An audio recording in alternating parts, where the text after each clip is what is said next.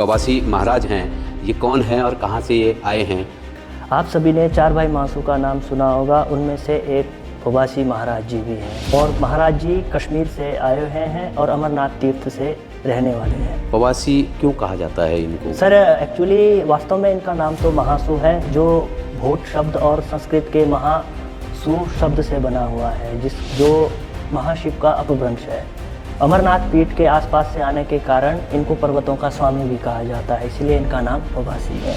अच्छा, जैसे कहते हैं कि टिहरी के राजा के साथ का कुछ ऐसा वाक्य? तो राजा अजयपाल जी जो थे, तो उसके पश्चात वो एक बार नगरकोट आते, कोई पंडित जी उनको श्री यंत्र देते हैं, जिनकी स्थापना वो देवलगढ़ में करते हैं। तो उस दौर में वो एक बार महाराज जी के साथ देवन यात्रा के लिए भी आते हैं। तो राजा साहब रानी जी के साथ देवन चलते रहे। तो महाराज जी ने वहाँ देवन में जो उनकी कालपरियाँ होती है, जिनको मात्रियाँ कहते हैं, उनको सोने की मक्खियों के भेष में और रानी साहिबा और राजा साहब में टूट पड़ गए, क्योंकि उन्होंने महाराज जी के लिए कहा कि लकड़ी में चलने वाले देवता थोड़ी होते हैं। अच्छा, जैसे इसके वीर कौन कौन है? पवासी महाराज जी के जो पर्सनल वीर और वजीर है वो गुडारू महाराज है। वीरों का रोल क्या रहता है? सर वीरों का रोल ये है कि देवता तो राजा है, आपने अपनी अर्जी लगाई, मैंने अपनी अर्जी लगाई, महाराज ने स्वीकार करी तो काम वो वीर करेंगे। अच्छा, ऐसी भी मान्यता है सर हमारे क्षेत्र में, मोरी क्षेत्र में, कि जो केदारनाथ जी का मंदिर बनना था वो पहले केदारकांठा में बनना था। मात्रियों की आप बात, मात्रियाँ क्या है? ये मात्रियाँ जो होती है ये भगवान शिव और माता आदि शक्ति की सेविकाएं होती है। जिस देवता के क्षेत्र में ज़्यादा मात्रियाँ होगी उस देवता का औरा बहुत बड़ा माना जाता है। ये जो उत्तरकाशी अष्टादश में भी जो है कहते हैं कि महाराज, आज से ठीक 52 साल पहले उत्तरकाशी में अष्टादश पुराण हुआ। पूरे क्षेत्र रवाई क्षेत्र के सभी देवता बुलाए गए, जिनमें से मोरी क्षेत्र से पवासी महाराज, कौन केदारी महाराज और दानवीर करण महाराज भी आए थे। तो उन्होंने आपस में क्या कि जो देवता इस नदी पार को टप जाएगा वही सबसे बड़ा देवता होगा। अच्छा, तो महाराज जी वहीं प्रकट हुए, अपने माले में अपनी पालकी उठाई और सीधा पानी में और सीधा पार पहुंच गए बिना इधर उधर ढले। ये उस समय महाराज जी की शक्ति का प्रत्यक्ष रिजल्ट दानवीर करण महाराज ने भी माना कि यह है देवता।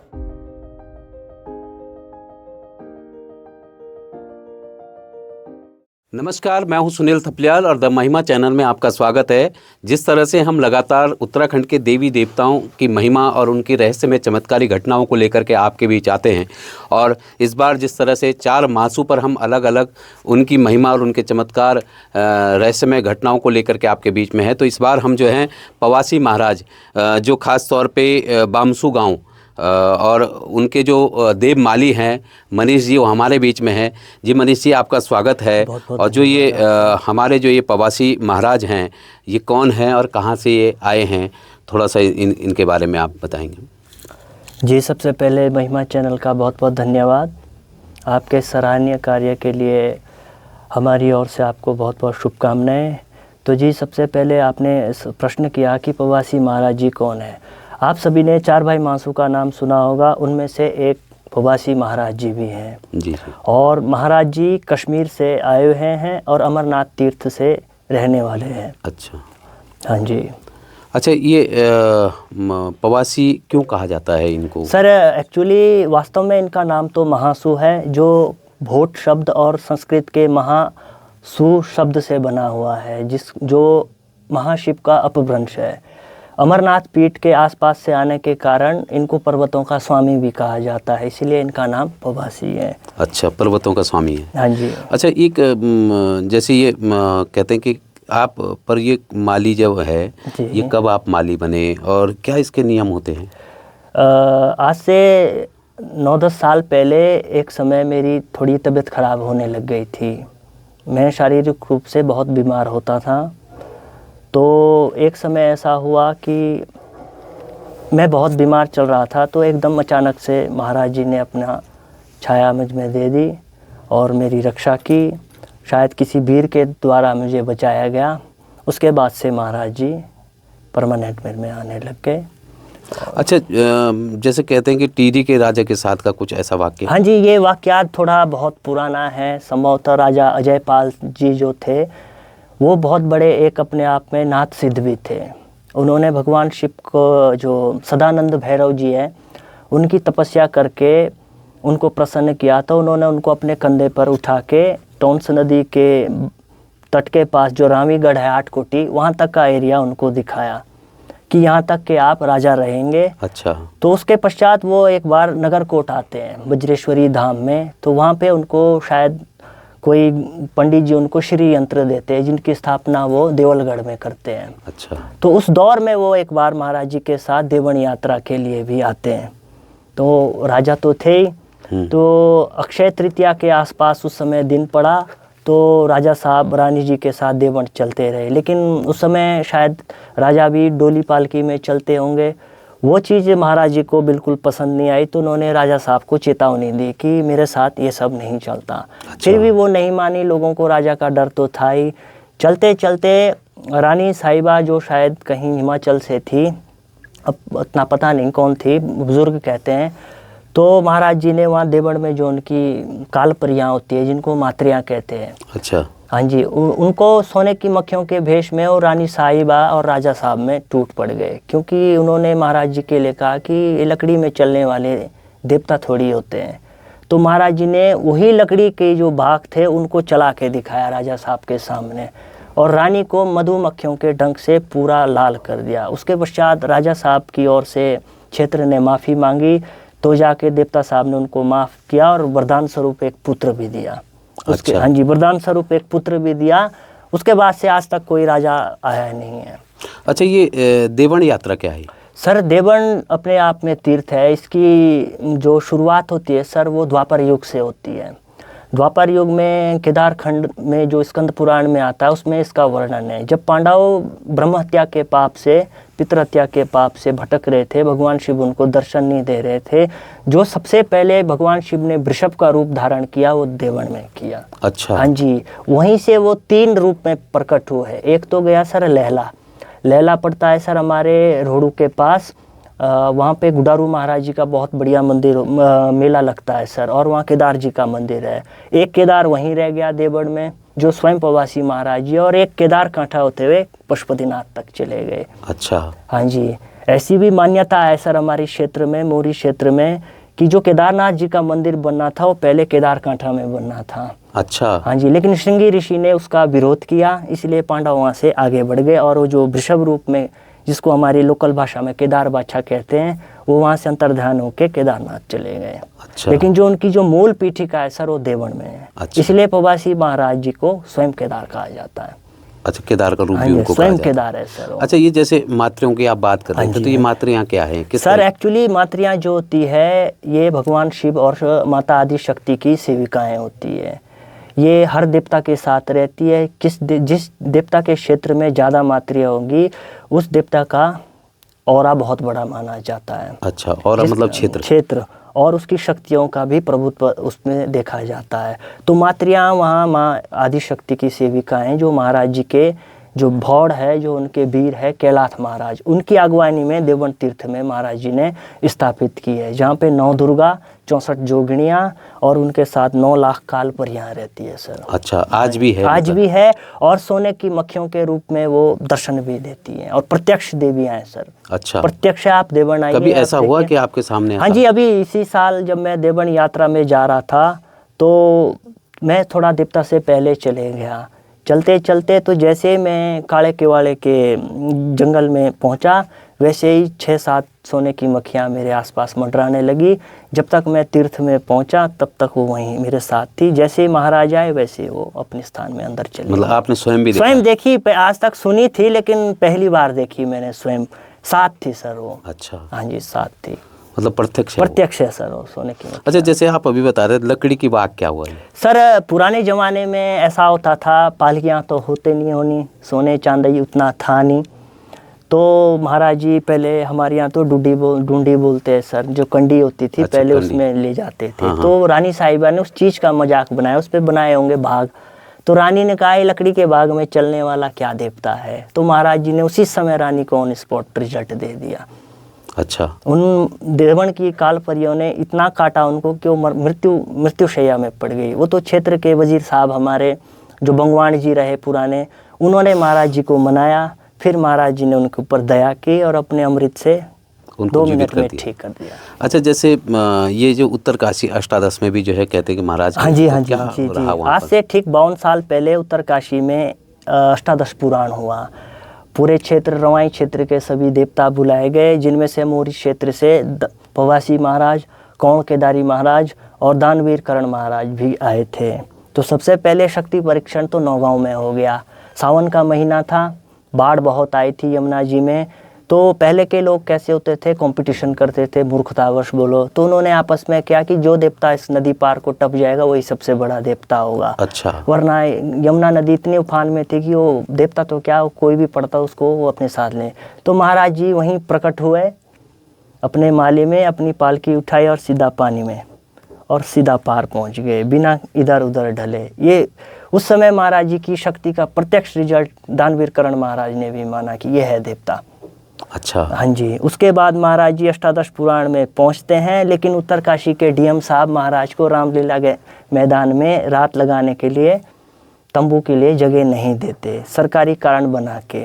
तो हमारे जो इससे पहले गंगोत्री के विधायक रहे विजयपाल सजवान जी, तो सजवान जी ने बड़ी कोशिश की उस समय भी, लेकिन डीएम साहब उस समय जो रहे होंगे उन्होंने नहीं माना। तो महाराज जी फिर प्रकट होते हैं ग्राउंड में कि मैं अपना तंबू तब लगाऊंगा जब डीएम मेरे पास, जिलाधिकारी आएगा, असली डीएम तो मैं हूँ इस इलाके का। तो महाराज जी ने 2 दाने चावल फेंके और डीएम साहब की बीबी लंबी वहीं सीधा। अच्छा। उनमें महाराज ने पोखू पैदा करा दिया।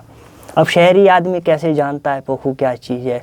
तो पूरी रात भर दिन भर वो घूमते रहे। महाराज जी उस थोड़ी देर विश्वनाथ मंदिर चले गए, शायद उन्होंने वहाँ तंबू लगाया।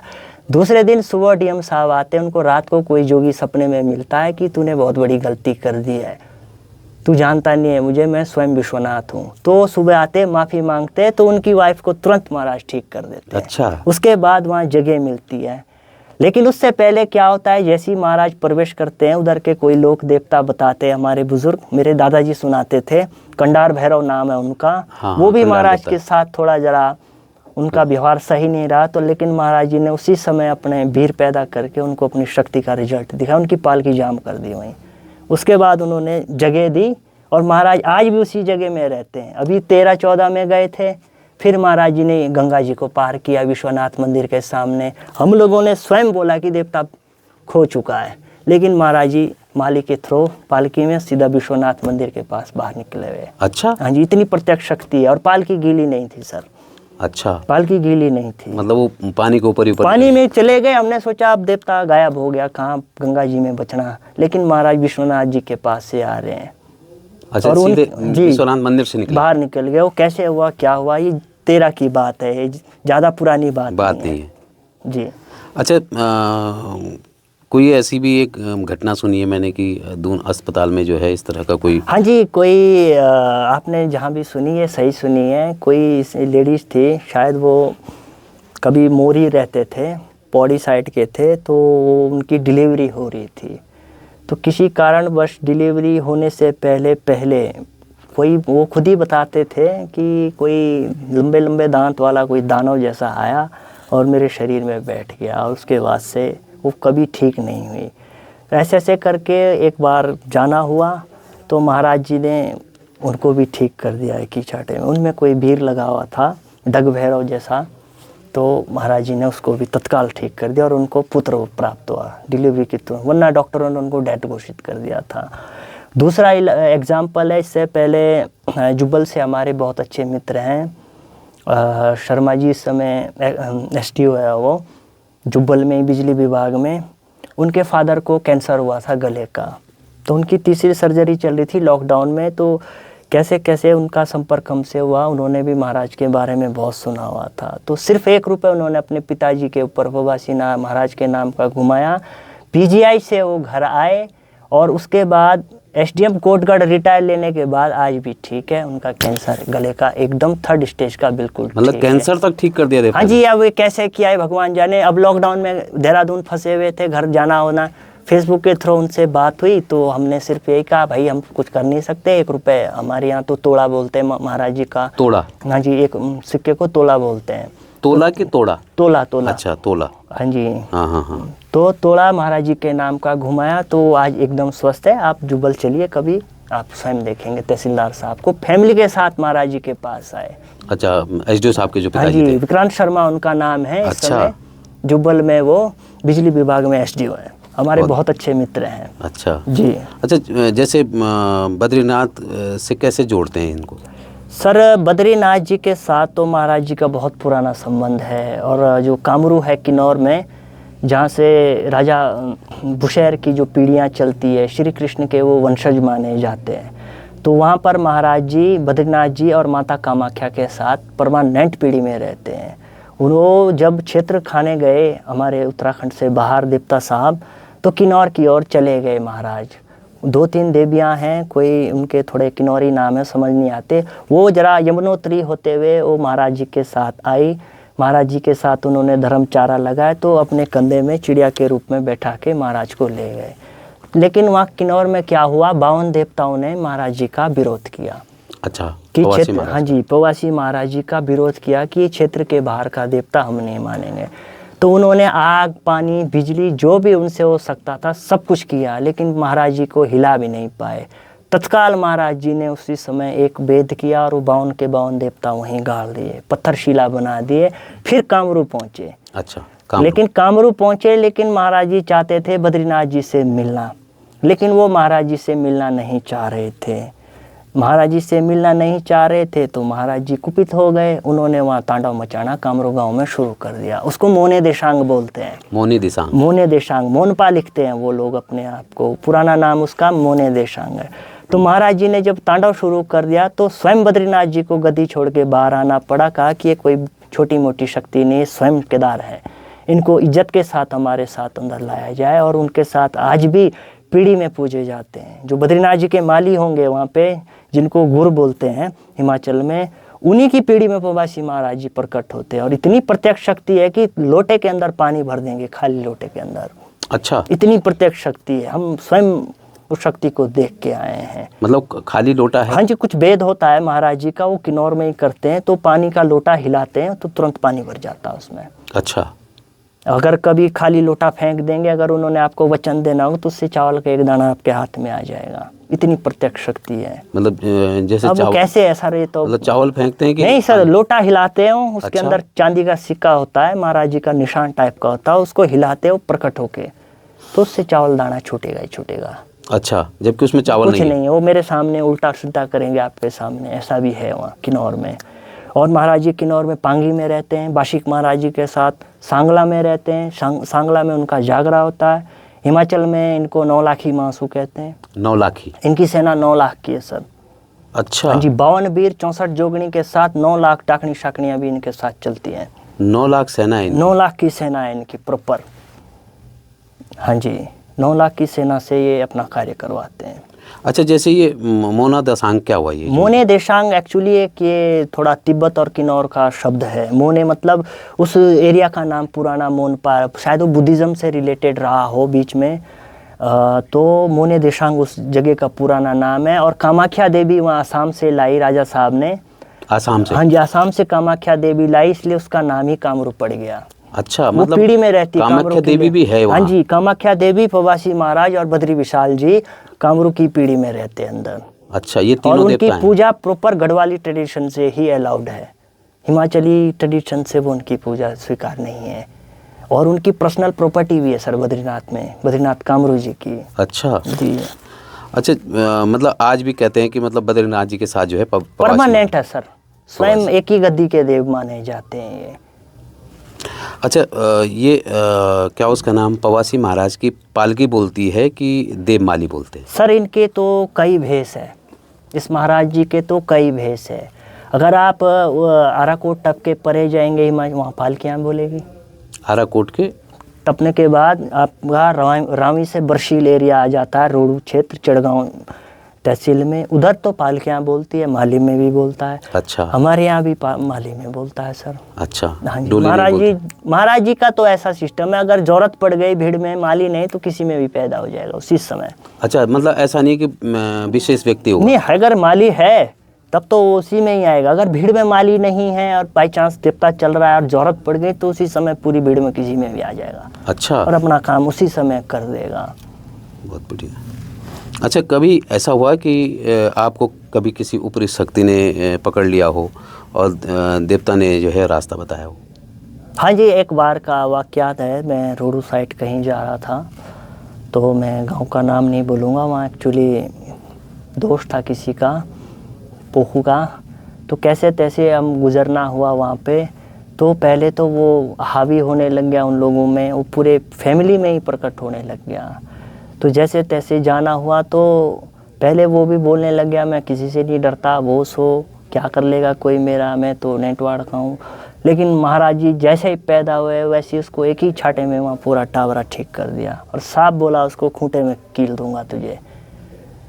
अच्छा, तो कुछ देर के लिए आप भी परेशान हो गए होंगे? नहीं, वो लड़कियां देख के अब परेशान तो होंगे ही। अब एक में आए तो माने, वो तो पूरी फैमिली, बेटी बहू दादी तक प्रकट हो रहा है पुराना दोष। वो ठीक भी किसी से नहीं हो रहा, जाना ही नहीं मैंने।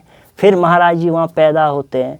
पहले तो वो भी नौटंकी करने लगे, फिर महाराज जी ने उसको अपना असली रूप दिखाया तो कहा खूंटे में कील दूंगा बाहर, मेरा भौड़ है, मुझसे बाहर नहीं, चेला है मांसू का पोखू, महाराज से बाहर नहीं जा सकता हो।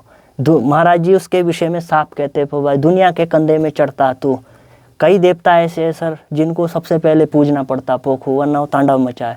महाराज जी उसके कंधे में प्रकट होकर पूरा देवन दौड़ाया उसको।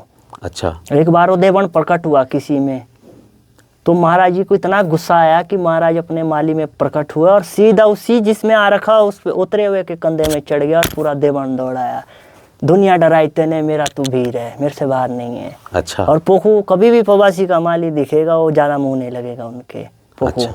क्योंकि ये थोड़ा उग्र देवता है। आपने गढ़वाल में अघोर देवता सुना होगा ना, बस उसी टाइप सेम एनर्जी है। अच्छा। ये देवता अपना ज्यादा बखान भी नहीं मानता है। हाँ जी, ये देवता अपना ज्यादा बखान भी नहीं मानता है। अच्छा, जैसे इसके वीर कौन कौन है और वजीर कौन है? जो तब जब तो हम कश्मीर से जब महाराज जी आए तो इनके साथ इनके 4 वीर थे जो हमारे महाराज की रावली पांड में रहते। हम लोग महाराज के कारदार है, ठाणी है, पुश्तैनी। जब से महाराज आए हैं तो हमारी रक्षा के लिए 4 वीर अंदर रहे। उन 4 वीरों में सबसे बड़े तो हैं शेरकुड़िया महाराज खंडासुरी, जो धूनी में रहते ऊपर फतेह पर्वत में। अच्छा। दूसरे महाराज हो गए हमारे गुडारू महाराज। अच्छा। जो रोडू और रोडू क्षेत्र के देवता है, जुब्बल के रावी से बरसील, जो रावीगढ़ है वहाँ से एक बरसील गांव लगता है चिड़गांव से पीछे, वहाँ तक का एरिया उनका। तीसरे हैं कैलू वजीर। अच्छा। हाँ जी। चौथे है कपला वीर और 5वें कैलाथ महाराज जो हमारे लोक देवता है, मासू देवता से पहले के देवता है वो। अच्छा। लेकिन प्रवासी महाराज जी के जो पर्सनल वीर और वजीर है वो गुडारू महाराज है। अच्छा, गुडारू। हाँ जी, गुडारू महाराज जी इनके पर्सनल वजीर है और अगुआ इनके शेरकुड़िया महाराज है। भौड़ में कैलू और कपला कैलाथ आ जाते हैं। अच्छा, ये गुडारू तो इनके वजीर हो गए। हाँ जी। शेरकुड़िया इनके बड़े वजीर है सर, अगुआ इनके आगे चलते हैं, अगवानी करते 4 भाई मासू की। वैसे शेरकुड़िया महाराज पर्सनली चालदा महाराज के हैं। अच्छा। लेकिन कंबाइंडली जब उन्होंने हनोल जीती तो 4 मासों के वजीर उनको बना दिया गया। शेरकुड़िया जी को 4 के साथ वो बराबर रहेंगे। गुडारू महाराज भी 4 के साथ बराबर है, कैलू महाराज भी, कपला महाराज भी। मतलब ये वीर 4 वीर ऐसे है कि 4 के पास बराबर है। अच्छा। कोई कम ज्यादा नहीं है, जिसको जैसी जरूरत होगी महाराज जी इस समय खेल। लेकिन पर्सनली जो प्रवासी महाराज के वो गुडारू महाराज। अच्छा, गुडारू महाराज। तो जैसे ये वीरों का रोल क्या रहता है सर? वीरों का रोल ये है कि देवता तो राजा है, आपने अपनी अर्जी लगाई, मैंने अपनी अर्जी लगाई, महाराज ने स्वीकार करी तो काम वो वीर करेंगे। अच्छा। और उन वीरों के अंडर में होंगे सर 52 वीर अलग से। अच्छा। उन 52 वीरों के अंडर में होगी सर डाकनी शाकनियाँ। अच्छा। फिर ऐसे करके ये पीरों को तक कीलने की शक्ति रखते हैं महाराज। ये डाकनी शाकनी क्या कैसे बोलेंगे? सर अब तंत्र बहुत बड़ा क्षेत्र है। मैंने पहले भी कहा कि शिव और शक्ति के साथ डाकनियाँ भी है, शाकनियाँ भी और ब्रह्म प्रेत भी चलते हैं, तो वो इनकी सेवाएं करते हैं। अच्छा। हाँ जी, इनके का सेवाकार होते हैं इनके सेवाकार हैं। और से कहीं किसी का अगर माना किसी की समस्या है तो दूर करने के लिए भी इन्हीं को जाए नहीं, आप दूर करने के लिए महाराज पूछिए, महाराज अपनी सेना को आदेश देंगे, जो उस वीर उस समय होगा अवेलेबल वो आपका कार्य कर देगा, नाम महाराज जी का आएगा। अच्छा। महाराज जी के पास उन सब की कंबाइंड शक्ति अपने पास है। मतलब महाराज चाहे तो उन सब अपने वीरों को भी 2 मिनट में कील सकते हैं, लेकिन अच्छा। काम वो सारे महाराज के वही भी। ऐसा कभी हुआ कि किलना पड़ा हो वीरों को अपने? हाँ सर, कई बार ढग भैरव जैसे होते हैं, बड़े ढीठ होते हैं, चिन्याली शॉर्ट साइड के, बड़े अहंकार में चलते हैं इनके कई माली। ये रियल बात है, ये मेरा पर्सनल एक्सपीरियंस है। लेकिन जहाँ मांसू खड़ा हो जाता है सर वहाँ एक कुछ नहीं है। हमारे महाराज में इतनी शक्ति है, वो आपको मोक्ष दे सकते हैं। धर्म काम अर्थ मोक्ष 4 चीज मांसू प्रदान कर सकते हैं। और दूसरी बड़ी बात इनके विषय में जो कुमार कार्तिकेय से जो इनको जोड़ा जाता है, ओपनली आपने कई बंदे लोग देखे होंगे, पॉडकास्ट देखे होंगे, हर कोई आजकल यही बोल रहा है। देखिए आप स्कंद पुराण पढ़िए, स्कंद पुराण का केदारखंड मानस खंड पढ़िए, उसमें ये चीज़ नहीं लिखी है। अच्छा, नहीं है? नहीं है सर, बिल्कुल नहीं है। ये अमरनाथ तीर्थ से आए हैं, भगवान शिव के रूप है, और इनके साथ सरस्वती देवी जो अमरनाथ तीर्थ में रहती है स्वयं, वो सरस्वती के वो शक्ति इनके साथ चलती है। वो इनकी अर्धांगिनी है स्वयं, जो अमरनाथ तीर्थ की शक्ति है। और कश्मीर के राजा का भी आराध्य देव है। ये कश्मीर के राजा के आराध्य देव है सर। श्रीनगर में जो रघुनाथ जी का टेम्पल है वो महासू देवता का है।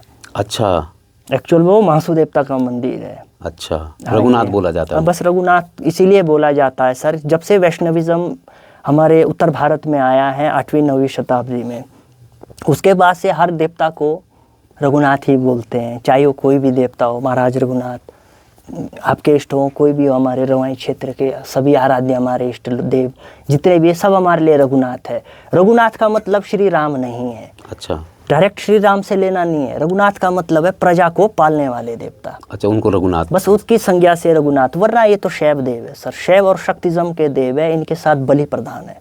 अच्छा। अब कुछ लोग बोलेंगे बलि क्यों होती है, अब जिसको तंत्र का ज्ञान नहीं होगा वो ही ये बात करेगा। बलि क्यों लगती है, क्योंकि ये पश्चिम आमनायन के देव हैं, और पश्चिम आमनायन के देव जिनके साथ कुब्जिका देवी स्वयं चलती है, वो कितने उग्र और खतरनाक होते हैं, ये तिब्बत और नेपाल में तक इनकी मानता होती है। अच्छा, हाँ जी, मतलब ये तिब्बत हो गया और हिमाचल हो गया। और देवियों में सर इनके साथ नगरकोट की माता वज्रेश्वरी 24 घंटे चलती है, जिनको देवलगढ़ की राजराजेश्वरी भी कहते हैं। अच्छा, राजा गढ़वाल की कुल देवी भी वही है और हमारी कुल देवी भी वही है, राजराजेश्वरी। तो वो उनका पीठ का नाम वज्रेश्वरी त्रिपुर मालिनी जलंधर पीठ की अधिष्ठात देव है।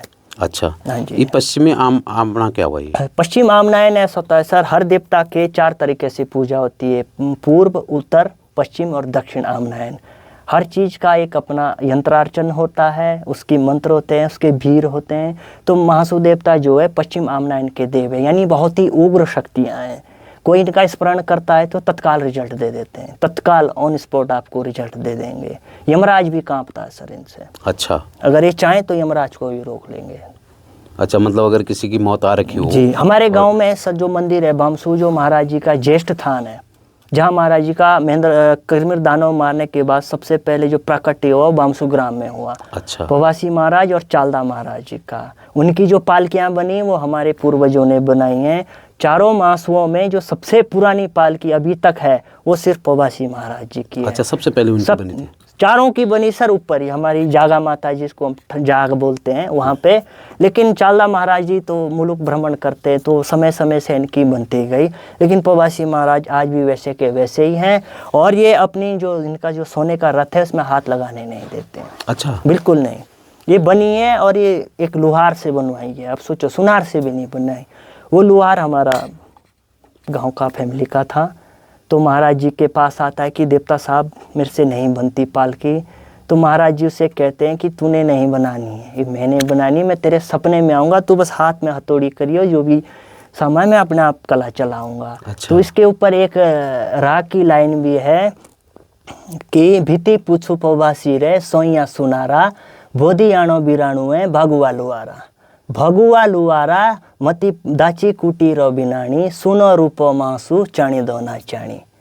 मतलब कि वो हमारा लोहा रहा होगा पूर्वजों का, गांव वालों का, तो आया तो कहता है भाई मैंने लोहा ठोका, कहाँ देवता भगवान जाने। तो महाराज जी उसको क्या कहते हैं कि भगुआ लुआ रुटुआ मती पूछू आता हूँ, मैं तुझे नहीं पूछ रहा हूँ, हाथे करे हथौड़िए ही बसुआ, मैं हृदय में वास करता हूँ, तू बस हाथ कर, मैं अपना आप चलाता हूँ। अच्छा। तो पालकी वैसी बनी और तत्काल उसके बाद सुनार की जो लुहार उसकी मृत्यु हो गई। अच्छा, हाँ, तत्काल मृत्यु। मतलब जैसे वो बना पालकी बनी उसके बाद तत्काल मृत्यु। उसमें जो सोना लगा है, चांदी लगा हो, तभी का ही है। अच्छा, हाँ जी, तभी का ही है। और राजा गढ़वाल की तो इतनी खासियत थी सर, जब कभी न्याय नहीं होता था तो नेटवाड़ के पोखू के लिए तो सब बोलते, लेकिन जब वो पोखू से बस से बाहर हो जाती थी तब महाराज जी के पास आते थे। अच्छा, राजगढ़ी से फरमान स्पेशली आता था। हाँ जी, जो पुराने ज़माने में टैक्स दिया जाता था, जो हमारे राजा कोषाण बोलते थे उनको, भंडारी जी हमारे डॉक्टर साहब जिनकी बात आप कर अच्छा, रहे थे, अच्छा। वो किंग है उस समय के। अच्छा। तो राजा गढ़वाल को उनकी फैमिली के द्वारा टैक्स दिया जाता था, तो ये राजाओं के समय के देव हैं। अच्छा, जैसे कभी ऐसा हुआ कि डॉक्टरों ने मना कर दिया और देवता ने ठीक कर दिया? हाँ, वो कैंसर बताया आपको। अच्छा, ये कैंसर वाला उन्होंने तो था कहा कि क्या? लास्ट ऑपरेशन है, इसके बाद तहसीलदार साहब ठीक होते तो ठीक, नहीं होते तो फिर सेवा कीजिए, लेकिन वो आज फ्रेश है। अच्छा। अच्छा, आपके जब से आप देव माली बने जी। हैं, तो किस तरह की समस्याएं आई हैं? जैसे मतलब कई ऐसे आएंगे किसी की शादी नहीं हो रही है, किसी का जो है बच्चे नहीं हो रहे हैं। हाँ सर, ये सब समस्याएं तो नॉर्मल सी है। एक्चुअली हमने आपको पहले भी कहा कि महाराज जी अपना बखान नहीं मानते ज़्यादा, लेकिन फिर भी आपकी कोई भी समस्या हो, भौतिक चाहे आध्यात्मिक, दोनों प्रकार की समस्याएं, मानसिक, सब ठीक हो जाती हैं। जो देखिए, एक केस है हमारे पास, टिकरी गांव है रोडू के पास, वहाँ एक भाई है हमारा तो बहुत अच्छा संबंध है टिकरी गांव में। तो वहाँ की जागा माता बहुत प्रत्यक्ष है। वहाँ की दली की और खशधार 3 ऐसे गांव हैं जो गढ़ है महाराज जी के, अच्छा। प्रवासी महाराज जी के। तो वहाँ कोई भाई था, शायद वो ड्रग्स लेता था, 8-9 साल से वो घर नहीं आया था, शिमला रहना होता था उसका। तो जिस शाम मैं गया, महाराज जी ने चावल फेंके, सुबह 2 बजे रात के लिए अपने बिस्तर में आया। उनकी मदर ने स्वयं कहा कि कहाँ से आया, मैं खुद खजल हो गया। अच्छा। और आज वो लड़का ठीक है सर, और नशा मुक्ति केंद्र में स्वयं काम कर रहा है। अच्छा, नशा मुक्ति में काम कर रहा है। और पहले खुद ड्रग्स लेता था, करोड़ों रुपए ड्रग्स में उसने बर्बाद किए अपने फैमिली के। तो आस्था है तो शक्ति बहुत है। मतलब मेन वो है कि पर्चे की पूजा जिसको हाथ में रिजल्ट सर, 4 भाई महासुओं में प्रवासी महाराज ही एकमात्र ऐसे देवता है जो आपको हाथों हाथ रिजल्ट दे देगा। इनका खौफ बावर जौनसार में ज़्यादा चलता है। अच्छा। हाँ जी, जब ये हनोल दौरे में जाते तो सबकी क्लास लगा देते उसी टाइम। अगर कोई अनियमितताएं पाई जा रही है तो उसी समय महाराज सबको डांट फटकार के वो काम होना है तो होना ही है, अन्यथा बहुत महंगा बैठता है देवता। अच्छा, इनकी पूजा विशेष तरह किन किन क्षेत्रों में होती है? सर, इनकी पूजा सबसे पहले 3 पट्टी बंगान, 1400 फतेह पर्वत, अच्छा। मोरी ब्लॉक। उसके बाद आप जाएंगे सर रोडू क्षेत्र में आ जाएंगे, जुब्बल में होती है सर, चिड़गांव तहसील में तो हर गांव में है सर। अच्छा। हर गांव में पालकी है सर। लगभग आपके वहाँ जिगा नाड़ी पड़ती है। रोहल से हमारे महाराज जी ने रोहल में उपान किया, तो वहाँ से किन्नौर का क्षेत्र खाया। तो हिमाचल में ज़्यादा है सर। अच्छा, मतलब कह सकते हैं उत्तराखंड और हिमाचल बहुत ज़्यादा है। आप किन्नौर तक महाराज जी का पर्चा है। हाँ जी। अच्छा, कुछ आप अपनी तरफ से हमारे दर्शकों को कुछ कहना चाहेंगे अपने देवता प्रवासी महाराज को लेकर? देखिए, सबसे पहले तो आस्था का विषय है। सभी के देव सर्वमान्य और सर्व पूजनीय हैं। हमारे महाराज जी का मैसेज तो सब लोगों के लिए सिर्फ इतना ही है कि अपने कुलिष्ट से बाहर मत जाओ, अपनी संस्कृति से बाहर मत जाओ, अपने कुल देवताओं को, ग्राम देवताओं को, इष्ट देवताओं को मानो, पूजो, कोई कष्ट नहीं आएगा।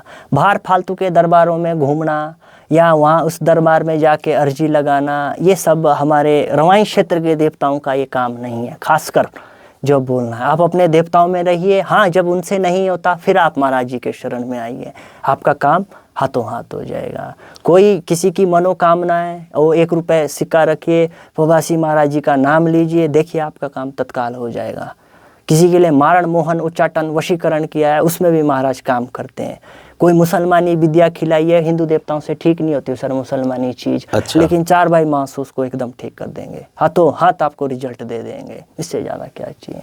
बाकी मासू देवता का एक सिस्टम ये है, कर्म के अनुसार ही आपको फल देंगे। ये नहीं कि मैं देवता के पास गया या कोई भी गया देवते के पास, देवता ये हो जाना चाहिए, नहीं। आप सही हो तो आपको घर जाते जाते उसी समय रिजल्ट दे देगा देवता। गलत हो तो न्याय के लिए मासू देवता जाने जाते हैं। मतलब कह सकते हैं न्याय के देवता। न्याय, अन्याय का साथ बिल्कुल नहीं देंगे। अच्छा, जैसे जो मासू देवता के जो माली होते हैं, देव माली जिसको कहते हैं, इनकी पहचान कैसे होती है, क्या रहती है इनकी पहचान? सर, महाराज जी का सिस्टम तो ऐसा है कि जैसा देश वैसा वेश। जिस देश में महाराज जी को जिस रूप से मान रहे हैं उसी हिसाब से महाराज जी माली भी पकड़ते हैं। अब हमारे यहाँ ऐसा है, अगर आपको कष्ट है, इतना भयंकर कष्ट है कि वो नहीं ठीक हो सकता, या आपके लिए मृत्यु तुल्य कष्ट है, तो महाराज जी अपनी छाया दे देते हैं रक्षा के लिए। या फिर पीढ़ी दर पीढ़ी जो देवता चल रहा है कि दादा पिताजी से चल रहा है, या फिर वो होगा। अच्छा। और उसके लक्षण ये है कि महाराज का तो पहले लक्षण पता नहीं चलता कई सालों तक। जब बंदा, जो व्यक्ति होता है, जब वो मैड घोषित हो जाता है, उसके बाद महाराज जी बोलते हैं ये मैं हूँ। जब उसको पूरी तरीके से गांव समाज बोलता है कि तुम्हारा लड़का पागल हो गया यार, इसको अच्छे से दिखाओ, देवता पूछते हैं, वो बताता नहीं कि ये, लेकिन लास्ट में जब वो स्वयं अपने मुंह से बखान करता है कि ये मैं हूँ, इतने साल मैंने, बहुत परीक्षाएं लेता है सर। अच्छा। बहुत परीक्षाएं। कभी देवता का मन करा, जंगल में चल रहे, प्रकट हो गया, पेड़ में टांग दी, किसी को उल्टा टांग के रखा थोड़ी देर। अच्छा। क्या कर लेंगे उसका? मतलब उसका मतलब है कि पिंड की शुद्धि करनी है पहले। जब पिंड और आत्मा शुद्ध होगी उसके बाद ही देव बसेगा, उसके अच्छा। बाद ही परमात्मा बसेगा। वरना अभी आया और कल सुबह माली घोषित है, हमारे यहाँ नहीं चलता सर। हमारे यहाँ तो 9-9, 10-10 साल लगते हैं कई बार प्रूफ करने में कि ये देवता ही है। अच्छा। होता देवता ही है, बोलता नहीं है बस। अच्छा, बताएगा नहीं? नहीं, कभी नहीं बोलेगा। वो परीक्षा पूरी लेगा, परिवार की लेगा, मतलब मानसिक, आर्थिक, दैहिक और भौतिक रूप से आपको शुद्ध कर देगा। वो जरा करते क्या है लोग, लेकिन जब आस्था बनी रहेगी प्रभु के चरण, फिर वो अपना असली रूप दिखाता है। उसके बाद घर परिवार में कभी कोई दुख बीमारी नहीं आएगी। अच्छा। अगर माली प्रेज कर रहा है, और हमारे महाराज जी तो प्रेज के बहुत ज्यादा फेवर करते हैं, प्रेज को। तो जूठा मीठा, परहेज में क्या रहता है? जूठा नहीं खाना सर, किसी का हाथ का सूतक मितक नहीं, बाहर होटल में नहीं खाना, किसी के हाथ का पानी नहीं पीना है, चलते फिरते कुछ नहीं खाना है। अगर मैं देहरादून से घर गया तो शाम को ही घर में खाऊंगा, वो भी नहा धो के। अच्छा। उससे पहले नहीं खा सकता मैं। कोई जानवर मिल गया तो खाना छोड़ना पड़ेगा, भूखा रहना पड़ेगा। गाय मिल गई, अगर मृत्यु गाय की हुई तो भी खाना छोड़ना पड़ेगा। अच्छा। हाँ जी, बहुत सख्ताई से। जब अपना पिंड गला हो गए तब परमात्मा बसेगा। और वो इतना भयंकर आ जाएगा सर कि आप लोग खुद बोलोगे कि पर्ची लिखवानी, पर्ची लेके बाकी बोलने, बाकी जैसा बाकी होता है ना सर, वैसे ही बोलने लग जाएगा वो देवता उस माली के मुंह से। अगर वो प्रेज कर रहा है, लोग स्वयं बोलेंगे इसके पास सिद्धि तो नहीं है कहीं, लेकिन कुछ नहीं होगा उसके पास सिर्फ कर्म है। अपने कर्म में अटल रहेगा। देवता ऐसा बोलेगा जैसे दरवाजे के पीछे से देख के बोल रहा है, इतना अच्छा। लाइव बोलेगा। आप आइए कभी ऊपर, आप देखिए, बस प्रेज का है सर। अच्छा, जैसे 4 मासों के जो माली हैं उनमें देखते हैं कि वो नीचे आसन में नहीं बिछाते। सर ये हमारे देवताओं का नियम है, भूमि आसन को सबसे ज्यादा शुद्ध मानते हैं महाराज। अच्छा, मतलब भूमि पे ही बैठ के? जो सिंहासन है, असली देव का सिंहासन भूमि में होता है सर। अच्छा, उससे बड़ा शुद्ध चीज कोई नहीं। मतलब वो कोई दरी दुरी कुछ नहीं कुछ लेंगे? नहीं सर, वो लाग मानी जाएगी। अच्छा, हाँ जी, वो लाग मानी जाएगी। मतलब जमीन पे पैदा ही नहीं होगा देवता, वो मतलब ही नहीं है। खासकर प्रवासी महाराज जी, वो तो फ्लैटों में भी नहीं आता है। फ्लैट में जाएंगे तो नहीं आता? नहीं, मतलब ही नहीं। आप चाहे रात भर पूछो। फिर कहाँ, जैसे नीचे साफ होना चाहिए, छत में कोई नहीं होना चाहिए, घर के अंदर चमड़ा जूता वगैरह कुछ नहीं होना चाहिए, तब पैदा होगा। अच्छा, तब प्रकट होते हैं? हाँ हाँ, इमरजेंसी है, कभी इतना ही कष्ट है भक्तों को, तब लाग नहीं देखेगा। अच्छा, तब कुछ नहीं देखते? तब खुद ही पैदा हो जाएगा और उसी समय काम कर देगा। लेकिन ऑफनली 99% प्रेज देखता है। मतलब जो देवमाली परहेज में है, उसी में ही देवता है नियम सर। धर्म में है। वरना माली तो बहुत है, माली तो महाराज जी के कई है। यहाँ लगा लो आप, पीछे हिमाचल तक माली है, जौनसार बावर तक माली। लेकिन फर्क क्या है?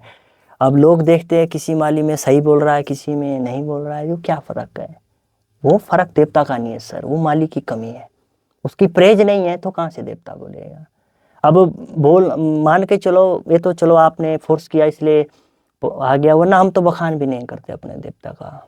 ये देवता बखान भी नहीं मानते अपना। अच्छा, जैसे कभी ऐसा हुआ हो कि नियम तोड़ा हो और उसको सजा मिली हो? तत्काल रिजल्ट मेरे साथ हुआ है ऐसा। एक बार मैं कहीं जा रहा था महाराज के काम से ही, तो शायद मेरे को रास्ते में गाय मिल गई।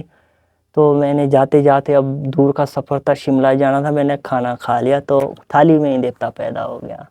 तो मेरे को कम से कम 20 मिनट तक महाराज जी ने लंबाई रखा। अच्छा, फिर मैं उठा, महाराज जी को माफ़ी रखी, नहाया धोया, फिर जाके ठीक हो गया। अच्छा, ये हुआ ये देवता बख्शने वाला नहीं है सर। एक बार तो बोलते हैं कि गाड़ में कहीं केदारकांठा साइड कालिकनाग के निशानी फूंक दिए थे इसने, रात को पैदा हो गया, उसके साथ के कोई भूत होंगे वहाँ। कालिकनाग, कालिया नाग कोई बोलते। हमारे नाना जी है पुराने, केसर सिंह नाना जी, वो सुनाते अपने जमाने की कहानी। अच्छा। पीढ़ी के माली है प्रवासी महाराज। तो गाड़ लगती है सरबडियार साइड कहीं केदारकांठा के आसपास। हाँ, वहाँ डराया होगा, उनको परेशान करते थे। और रात को तो एक दिन महाराज जी पैदा हो गए और कहीं झाड़ियों में ऊपर खड बरसात में चल दिए, सारे खांडे खुंडे निकाल के ले आए अपने साथ। वहाँ उन्होंने आग जलाई थी, पैदा हो गए वहाँ के देवता साहब। महाराज ने अभी फूंकता हूँ तुझे, इन लोगों को परेशान क्यों कर रहा भाई, काम करने दें, तो अपनी जनता में लग जाएं। तो ये देवता है शायद सर। और इसकी एक खासियत ये है प्रवासी महाराज की, अगर कोई इससे बैर रखता है देवता खासकर, उस देवता का देव पर्सनली दुश्मन हो जाता है, उसको ये पनपने नहीं देगा फिर इलाके में, चाहे वो कितना ही बड़ा बनता होगा। हाँ जी। अच्छा। हाँ जी। को यहाँ तक कि मानने वाले केदारनाथ जी के माली होते हैं जौनसार बावर में, लेकिन प्रवासी महाराज उनको भी नहीं मानता है। अच्छा। नहीं, स्वयं बोलते हैं कि यात्रा में महाराज जी केदारनाथ चलो, बदलना नहीं। जो स्वयं तीर्थ है वो क्या तीर्थ जाएगा, वो तो दूसरों को न लाने वाला देवता है। हमारे महाराज जी तो दूसरे देवताओं को न लाते, देवगण इतने देवता नहाने आते हैं महाराज जी के पास, शक्तियाँ मिलती है उनको देवगण में पहुंचे। हाँ जी, वहाँ पे ये महाराज लिंग रूप में विराजमान है देवगण में। हाँ जी, जिन केदार बादशाह की मैंने बात की आपसे। ये किस डिस्ट्रिक्ट में आते हैं? उत्तरकाशी डिस्ट्रिक्ट में। अच्छा, उत्तरकाशी मोरी डिस्ट्रिक्ट। ब्लॉक में ही आएगा सर।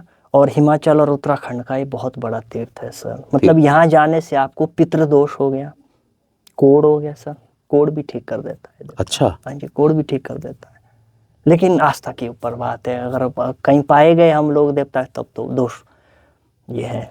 मतलब ये है कि आप कितनी आस्था रखते हैं, कितना विश्वास रखते हैं। हाँ जी, ये तो तुरंत कोढ़ भी आपका ठीक कर देगा। जिसके बच्चे नहीं होते सर, 12-12, 24-24 साल के, मेरे पास कई एग्जाम्पल है जिनको महाराज जी ने चुटकी में देवता दिया है, संतान दिया है सर। वो भी लड़के वो रखे हैं। अच्छा। हाँ जी, ये देवता इतना प्रतापी है। इनके साथ 64 जोगनियाँ, काली माता परमानेंट चलती है साथ में। तो ये हम मान सकते हैं कि देवता की जो है रहस्यमय चमत्कारी घटनाएं बहुत है सर। ये देवता ऐसा है कि कहीं भी आप पता करेंगे, चाहे हनोल जाके कि प्रवासी महाराज कौन है, तो वो कान पकड़ेंगे वो पहले। अच्छा। ये बहुत उग्र देवता है, तुरंत हाथ में रिजल्ट दे देगा आपको। फिर चाहे सामने मनुष्य, देव, दानव, यक्ष, नाग, किन्नर जो भी है, उसको भी पता लग जाएगा ये देवता क्या है। बिल्कुल। जिस तरह से आपने अभी जो है 4 मासों के साथ जो हमारे जो प्रवासी महाराज है उनकी पूरी महिमा और रहस्यमय चमत्कारी घटनाओं को आपने सुना, और अब हम भी चाहेंगे देश और दुनिया के लोगों से कि आप भी आएँ और प्रवासी महाराज जी का दर्शन करें, और साथ ही जो हमारा द महिमा चैनल है उसको आप सब्सक्राइब, लाइक और शेयर ज़रूर करें, और जिससे जो है हमारा उत्साह जो है और बढ़े। और आप ही का सपोर्ट हमें जो है पूरे उत्तराखंड के देवी देवता और उत्तराखंड की संस्कृति को आपके सम्मुख लाने का एक हमारा प्रोत्साहन, आपकी तरफ से प्रोत्साहन होगा। धन्यवाद।